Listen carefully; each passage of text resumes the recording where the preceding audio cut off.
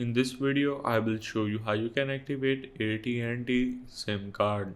So first of all, start by opening up any browser, and if I search for AT&T Sim Card activation and go for their official website, you need to simply select the physical SIM, and then if I scroll down, as you can see, you will have the option of activate your SIM card. So simply click on this let's activate now, and this is going to take you to a new page where you need to start by selecting your device.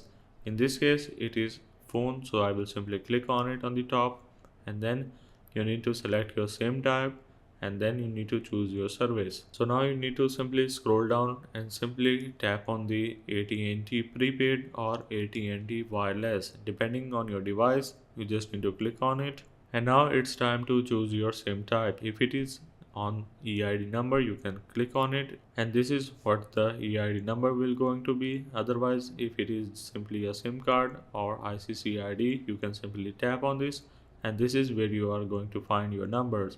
So simply enter your details correctly and then tap on the continue on the bottom of your screen, and then you need to follow the basic on-screen instructions like making your account, providing personal information, and verify your SIM card.